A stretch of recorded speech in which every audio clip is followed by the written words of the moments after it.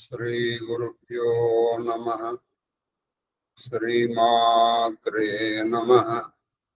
श्रीमहागणाधिपतये नमः। श्रीविष्णुरूपाय नमः। शिवाय गुरवे नमः। ओम नमः शिवाय।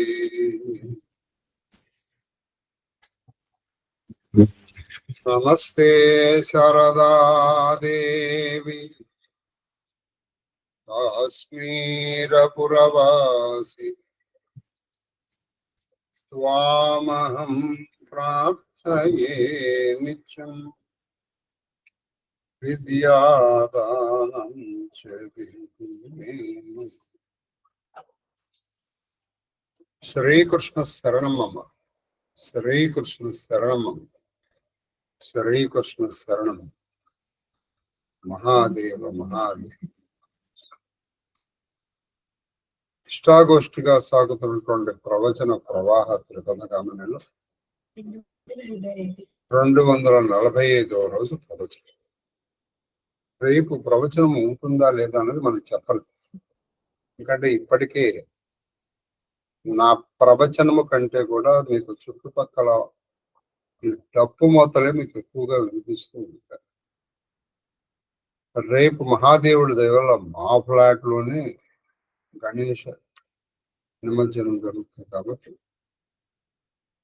ఈ సౌండ్ ఇంకొంచెం ఎక్కువ.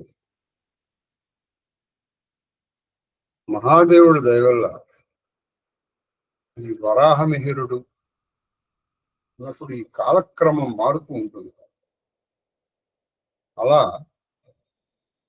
గృహములో జరుగుతున్నటువంటి వర్షే వర్షే ప్రయుక్త అని చెప్తూ ఉంటాం. అంటే ప్రతి సంవత్సరం వచ్చేటువంటి గణపతి సంవత్సరం.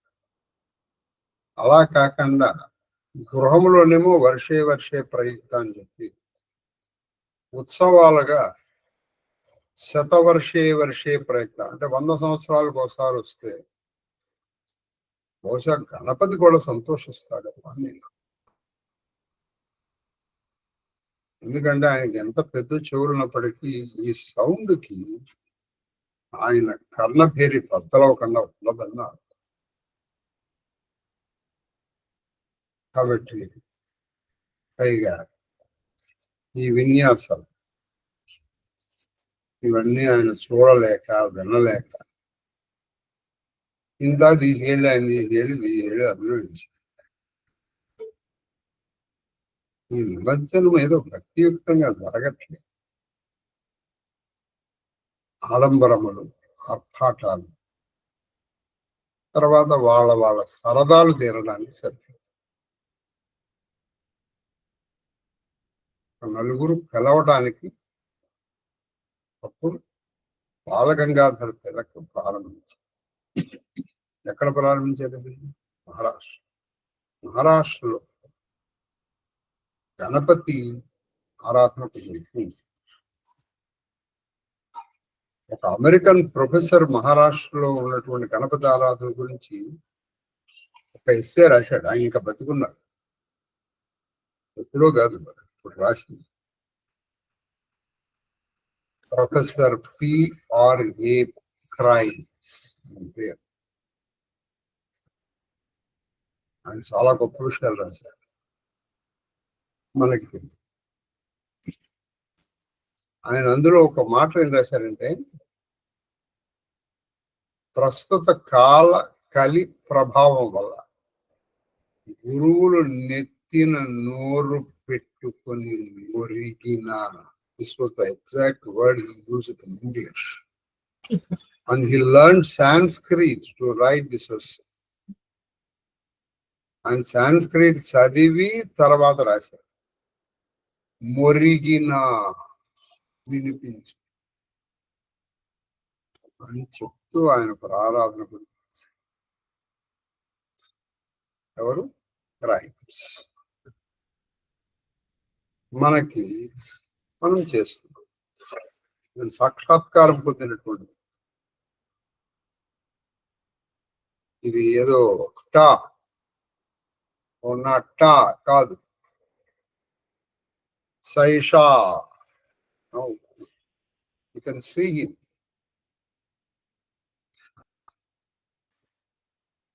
మనకేంటంటే శాస్త్రం మీద నమ్మకం లేదు, శాస్త్రం చెప్పేవాడి మీద అంతకు గురువే లేదు. శాస్త్రం చదువుతున్నాం, గురువు మూర్తి పునని తేరు. మా డాక్టర్ గారు అంటూ ఉండేవారు, ఎక్కడ ఉన్న గురుమూర్తి అంటున్నారు కదా, వాడు ఎదురుకుండా కనపడుతోంది కదా, ఆయనకు నచ్చింది చెయ్యి అంటూ ఉండేవారు. దండం పెడతాము, దండం పుచ్చుకుంటాం. కాబట్టి ఈ డప్పులు అది ఇందులో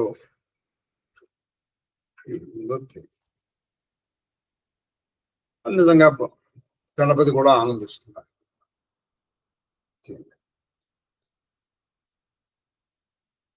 ఆనందిస్తే పోనీ ఆనందించు. అది ఏమైనప్పటికీ ఇవాళ ఒక రామచరిత మానస్ మాత్రం ఉంటుంది, ఒక 3 చొక్కాలు చెప్పుకొని ఆపేద్దాం. తర్వాత ఇవాళ శుక్రవారం అవటం వల్ల లలిత అర్చన ఉంటుంది, అదంతా అయ్యే వరకు మిమ్మల్ని ఆన్లైన్లో పెట్టడం కష్టం. ఇది అయిన తర్వాత మీ రూపదీపాలు వచ్చారు. చెప్పండి. జో పరలోక ఇహా సుఖ చహు సుని మమ వచన హృదయ దృఢ గహు సులభ సుఖద మారగ యహ భాయి భగతి మోరి పురాణ శృతి గాయి జ్ఞాన అగమ ప్రత్యూహ అనేక సాధన కఠిన నా మన కహుటేక కరత కష్ట బహు పావహి గో భక్తిహీన మోహి ప్రియా నహి సోహు భక్తి స్వతంత్ర సకల సుఖ ఖాని బిను సత్సంగ నా పావహి ప్రాణి పుణ్య పుంజ బిను బిలహిన సంత సత్ సంగతి సంస్కృతి కర అంత పుణ్య ఏక జగ్ बहु नहीं दूजा मन क्रम वचन विप्र पद पूजा सानुकूलाति परमुनि देवा जो तज कपटु करई द्विज సేవ.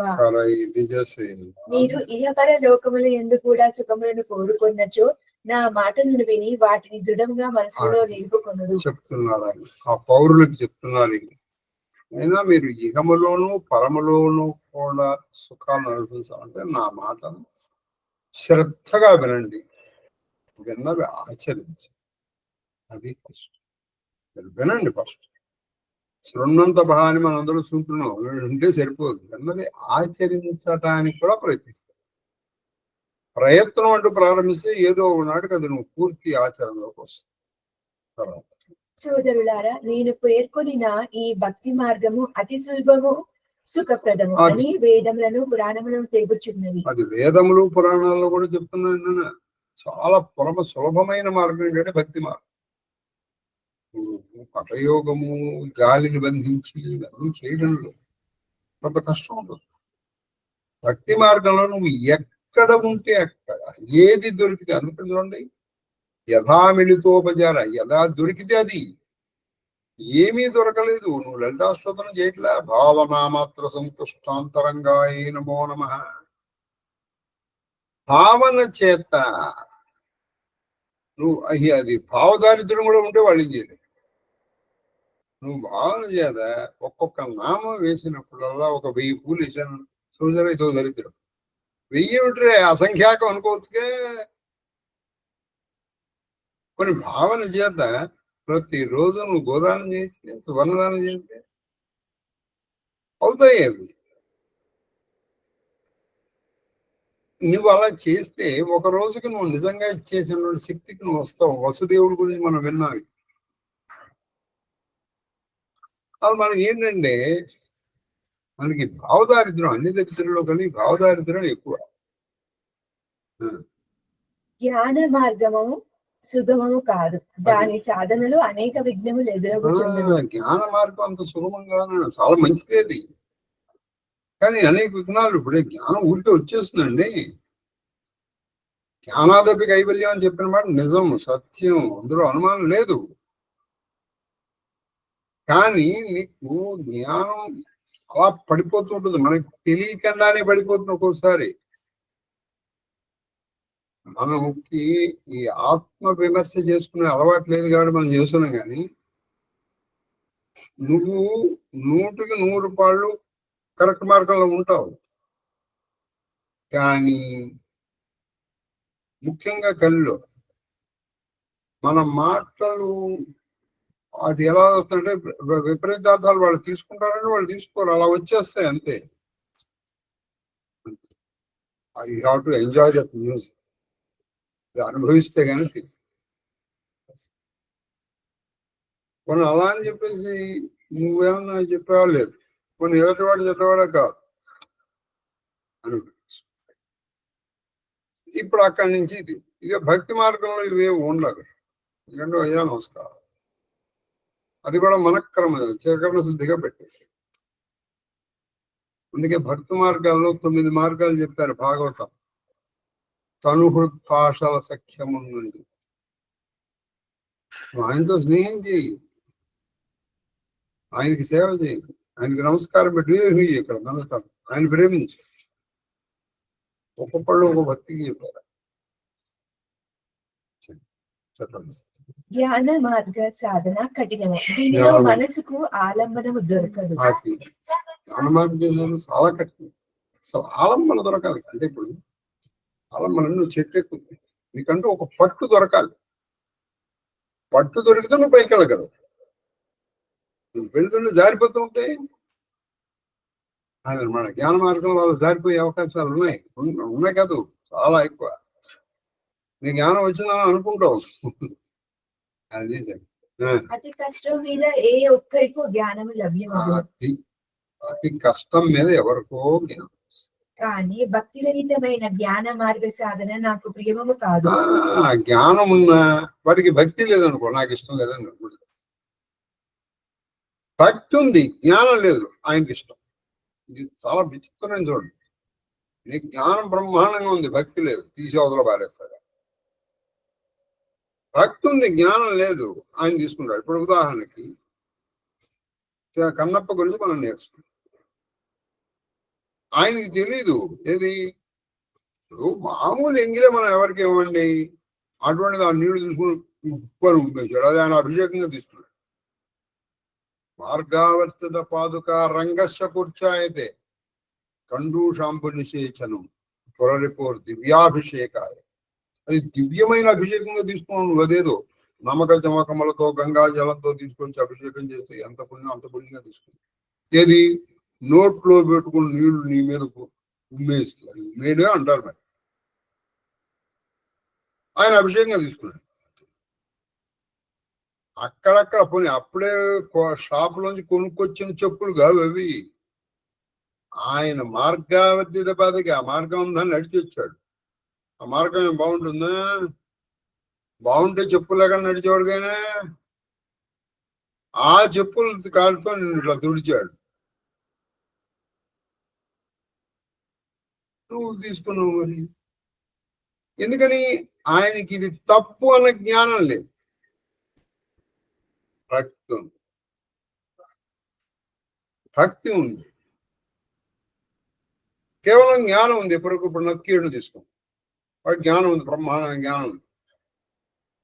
ఏమైపోయింది? నానా కష్టాలు పడ్డాడు. చివరికి మళ్ళీ పడి చివరికి ప్రాణం పోగొట్టుకునే స్థితికి వచ్చి మళ్ళీ ఆయన దైవల్ల పైకి. అవునా కదా? కాబట్టి భక్తి జ్ఞాన మార్గాల్లో మరి అందుకే భగవద్గీతలో చెప్పింది మొత్తం రామగీత. వాల్మీకి రామాయణంలో నింది రామచరిత మానసంలో గొప్పది భక్తి యోగం. నువ్వు భక్తి యోగంలో నువ్వు ఇలా ఉండాల్సిన అవసరం లేదు. నువ్వు కొంచెం శుచి శుభ్రత పాటిస్తే చాలు. నువ్వు మానసికంగా చేసినప్పుడు అది కూడా చేయగలవు. హాయిగా చేసుకో. చెప్పండి. భక్తి స్వతంత్ర సాధనము. అది భక్తి స్వతంత్రము. అన్ని సుఖములకును అది నిదానం. అది అన్ని సుఖములకు అది నిలయమైనటువంటి. కానీ సజ్జన సాంగత్యము లేనిదే ప్రాణులకు ఇది లభింపదు. అయితే ఇంత సజ్జనులు ఇది వస్తున్నా. అయితే ఈ భక్తి నీకు ఇప్పుడు వస్తుందంటే సజ్జనుల యొక్క సాంగత్యం, కేవలం సజ్జనుల యొక్క సాంగత్యం వల్ల లభిస్తుంది.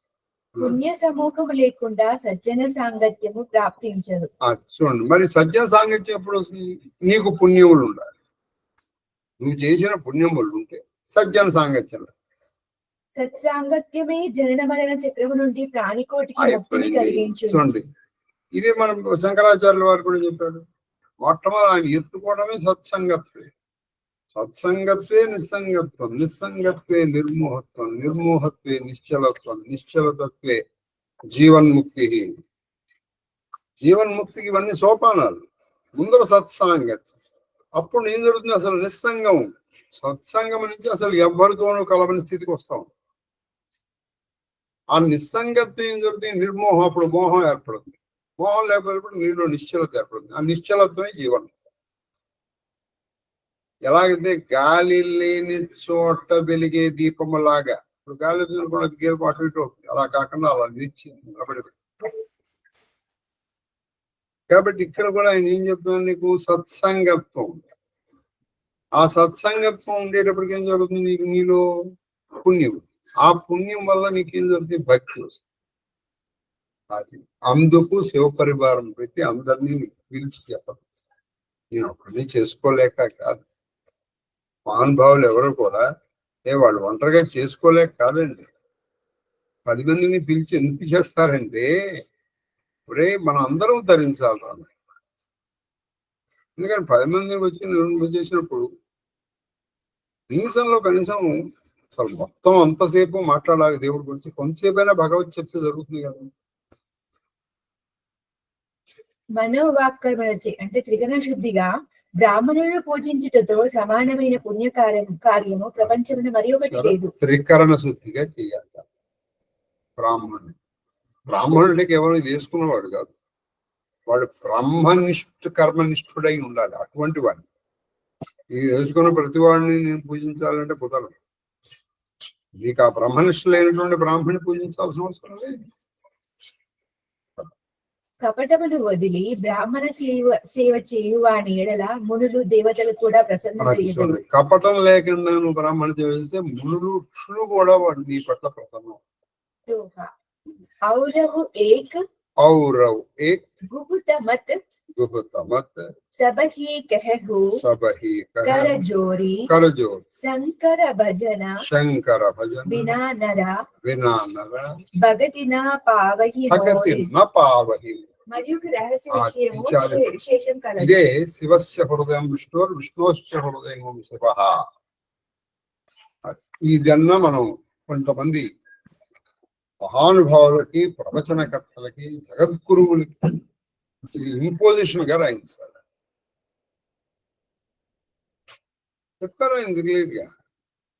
శివరూపాయ విష్ణు. పైగా మీ చేత ఒట్టు పెట్టించారు సంధ్యావందనలో.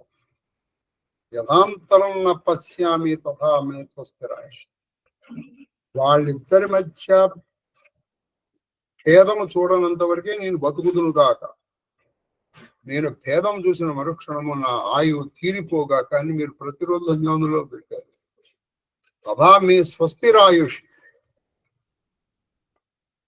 ఆయన అదే చెప్తున్నారు. శంకర భక్తులు లేకుండా నేను ఒక రాముని పూజిస్తానండి. చిచ్చి శివలింగం కనిపించండి ఇట్లా నేను పెట్టుకుంటాను. వేస్ట్ అని చెప్తున్నారు. నాకు అర్థమైంది. చెప్పండి. వినయముతో దానిని ప్రకటించుచున్నాను. ఉమ్. శంకరుని చూడండి. భజింపకుండా మానవుడు నా భక్తిని పొందలేడు. అనగా రామానుగ్రహం లభించుటకై శివ పూజ ముఖ్య కర్తవ్యం. సో ఆయన ఈ మాట ఎలా చెప్పారంటే వినయంతో చెప్పి, నీకు రామానుగ్రహం కలగాలి అంటే ముందర నువ్వు శివుణ్ణి శివ పూజ చేయకుండా నీకు రామానుగ్రహం లభించదు. రామకోటి రాసిన రామమంత్రం కోట్లు కోట్లు జపించిన మరి ఇటువంటి తెలిసి కూడా ఆ రాముడు ఈశ్వరుణ్ణి అర్చించాలంటే మనకు అభ్యంతరం ఏముందండి చెప్పండి. రామానుగ్రహం దొరకాలంటే నువ్వు శంకరుణ్ణి పూజించాల్సిందే. ఇక పోతన గారు కూడా ఆయన మొట్టమొదటి దాంట్లోనే చేతులారంగా శివుని పూజించడేని అన్నారు. చూడండి, ఇక్కడ రహస్యం తెలిసిన వాళ్ళందరూ లేదట. నోరు లోపంగా హరికీర్తనలు అండి, కడుగలు హరికీర్తిని చెప్పాలి, శివుణ్ణి పూజించి ఫస్ట్ అంటే రెండో నేను అభిషేకం చేయిస్తాను. మీకు రాకలేకపోతున్నారు, ఎలా కలుగుతుంది రామాను? కొన్ని నా దగ్గర రాదు, ఎక్కడో ఒకటి మీరు చేయాలి కదా.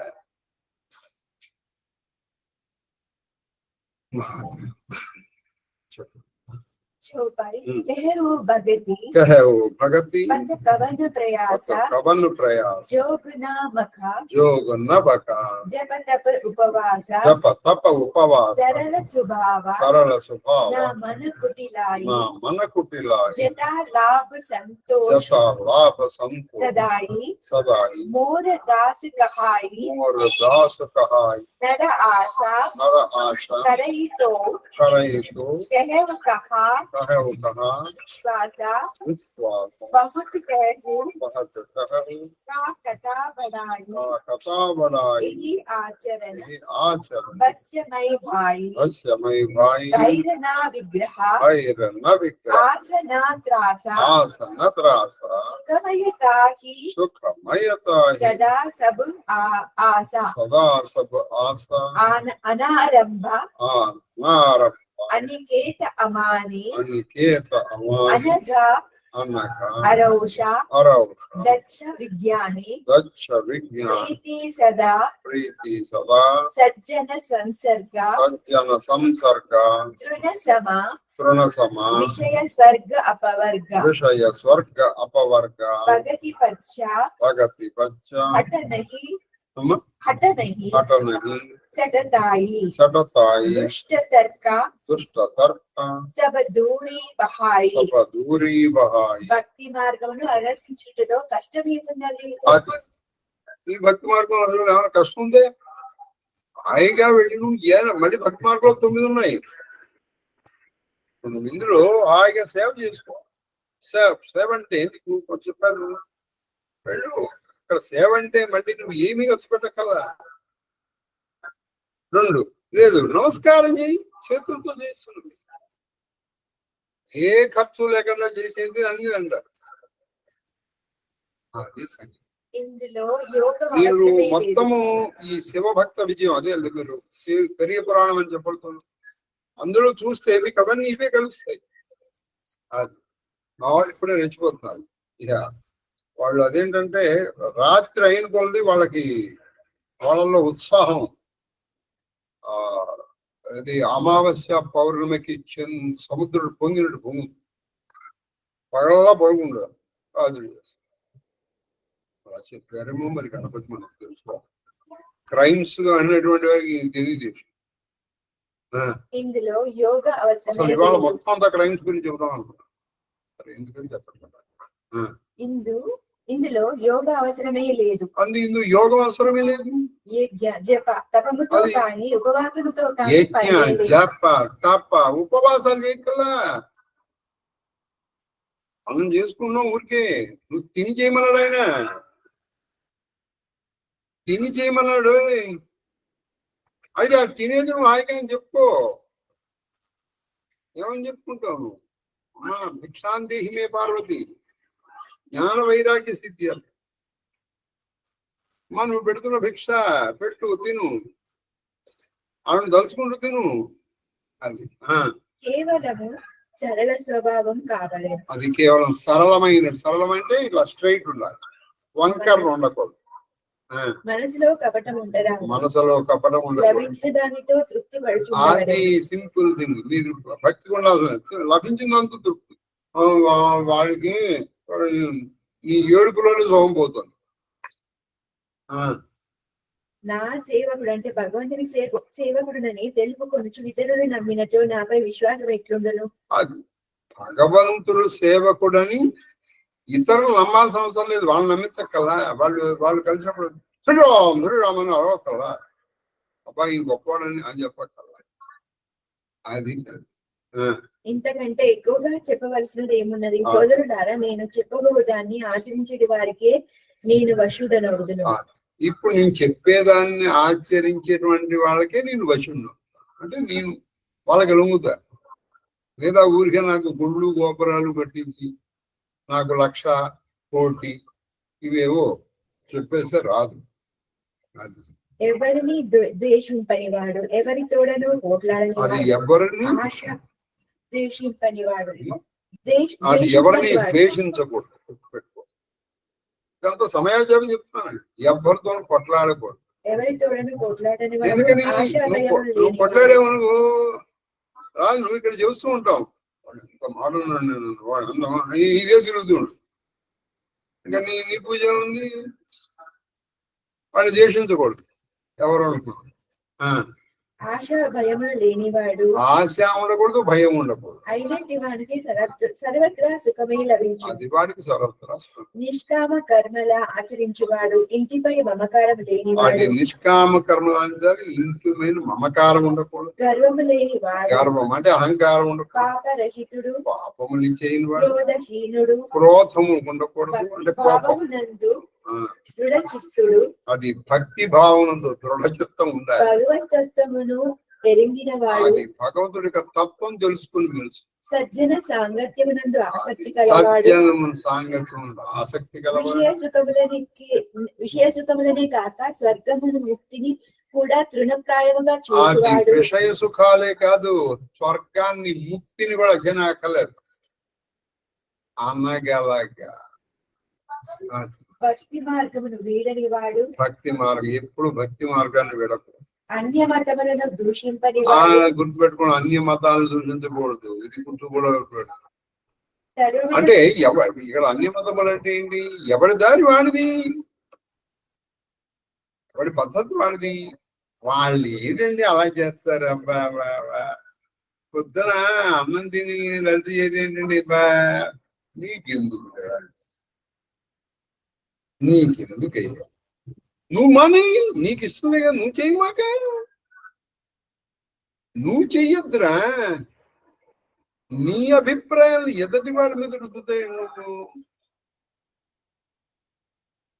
నిన్ను చేయమని అంటే నీకు బాధ, అంతే కదా. నిన్ను చేయమన్నా లేదా చేయొద్దంటే నీకు బాధ. ఏంటండి నాకు ఇష్టమా అని, నీకు ఇష్టమైన ప్రతి నేను చేయాల్సిన అవసరం నాకు లేదు కదా. అందువల్ల తప్పొప్పులు ఏమైనా జరిగినాయి, దాని శిక్ష నేను అనుభవిస్తాను, నీకేంటి బాధ?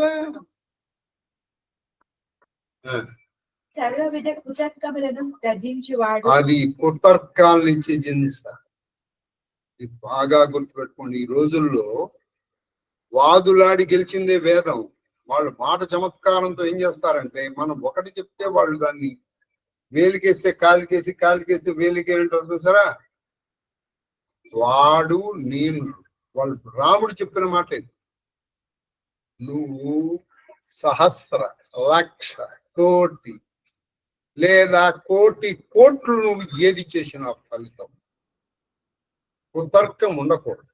అందుకే గురు ప్రార్థనలోనే మొట్టమొదటి మాట ఏమిటి? వందే గురు పద ద్వంద్వం వాంగ్మానసోచరం రక్త శుక్ల అతర్క్యం. ఎప్పుడైతే నువ్వు తర్కించడానికి సిద్ధపడ్డావో నీకు గురుభక్తి లేదు, దైవభక్తి అంత పూర్వమే.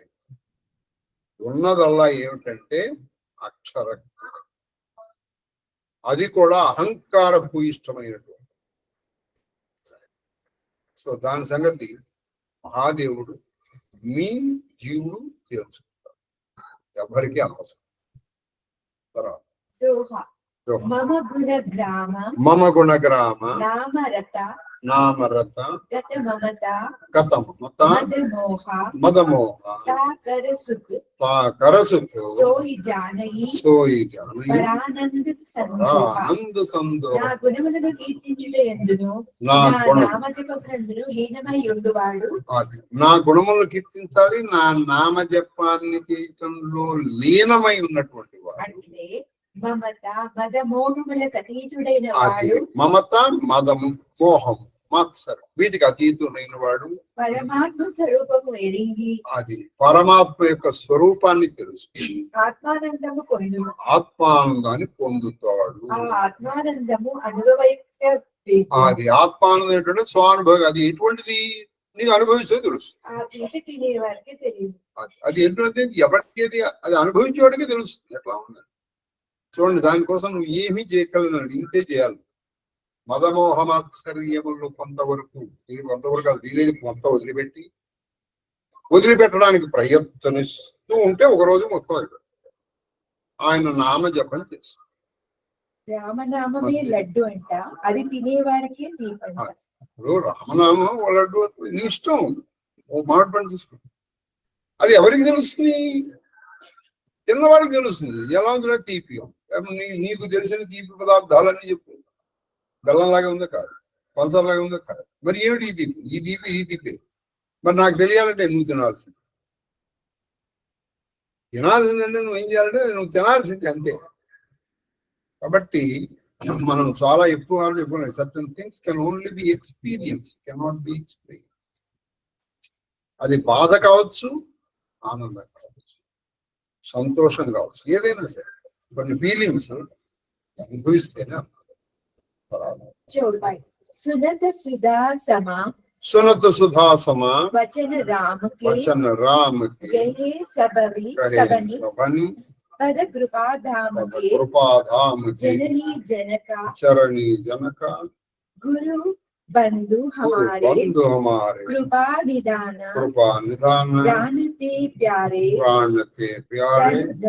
तन धनु दाम रामा हितकारी सब विधि तुम्हा प्रणतारति हारी असी सिख तुम्हा बिनु देई न को मातु पिता स्वार्थ रत हो हेतु रहित जग जुग उपकारी तुम्हारा सेवक असुरारी स्वार्थ मीता सकल जगमाही सपने प्रभु परमारथ नाही सबके वचन प्रेम रस साने सुनि रघुनाथ हृदय हर्षाने निज गृह गए आयसु पाई परनत प्रभु బత కహి సుహాయి. శ్రీరాముడు పలికిన అమృత వచనములు విని అందరూ ఆయన పాదములకు ప్రణమిల్లి ఇట్లు పలికిరి. ఆయన మాటలు అమృతం లాంటి ఆయన మాటలు ఆయన పాదములకు నమస్కరించి అందరూ ఇలా అన్నారు. ఓ కృపానిదాన, మీరే మా తల్లిదండ్రులు, గురువు, సోదరులు అన్నియును మీరే. అయ్యా, నువ్వే మా తల్లి, తండ్రి, గురువు, సోదరులు. మీరు మాకు ప్రాణముల కంటేను ప్రియమైన వారు. మా ప్రాణానికంటే కూడా మీరు మాకు శరణాగతుల దుఃఖములను నివారించు ఓ శ్రీరామ. మీరే మా సిరి సంపదలు, ఇల్లు, వాకిలి మీరే. మా శరణాగత దీనత్వ పరిత్రాణ పరాయణ. శరణాగతులు దీనతని పోగొట్టే మీరే మా స్థితి సంపద. మీరే మా ధనం. రాముడు లేని ఈ మామూలు ఈ ధనం మాకు అక్కడ. మీరే మా హితైషుడు. అది మీరే మా హితైషుడు. అంటే హితము కోరుకునేది, అంటే మీరు కోరుకు శ్రేయోభిలాష. ఇట్టి అమృతోపదేశమును మీరు తప్ప మరి ఒక్కరు ఇయ్యలేరు. ఇటువంటి ఉపదేశాన్ని రాముడు తప్ప ఇంకా తల్లిదండ్రులు కూడా స్వార్థపరులే. ఓ అసురారి, ప్రపంచంలో ఎట్టి కారణము లేకుండా మేలు చేయువారు ఇద్దరే. ప్రపంచ తల్లిదండ్రులు కూడా కొంత స్వార్థం ఉంది కాబట్టి పెద్ద అయిన తర్వాత మనం చూస్తాడను కాకపోతే ఇంకోటో కానీ ఏది లేకుండా స్వార్థంగా ఇచ్చేవాళ్ళు ఇద్దరే. ఎవరంటే వాళ్ళు ఓ అసురారి, ప్రపంచంలో ఎట్టి కాలం లేకుండా మేలు చేయువారు ఇద్దరే. మీరు మీ భక్తులు మిగిలిన వారందరూ ప్రయోజనములను ఆశించి మైత్రి చేయుదురు. మీరు మీ మిగతా వాళ్ళందరూ ఏదన్నా స్నేహం చేసి అందులో వెనకాల ఎక్కడో చిన్న మూల వాళ్ళ స్వార్థం. ప్రభు, స్వప్నమునందును వారికి పరమార్థ భావము రాదు.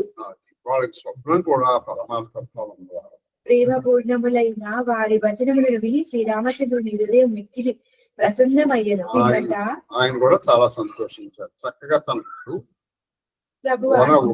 గురువు గారు ఉపదేశాన్ని చక్కగా అర్థం చేసుకున్నారు. దాన్ని వంకర భాష్యం చెప్పామంటే ఇంకోటి ఏం చేశారు, చాలా బాధపడాలి. చెప్పిన దాన్ని చెప్పినట్టు అర్థం చేసుకోగలిగటమే గురువుకి నిజం ఇచ్చేటువంటి నిజమైన గురుదక్ష.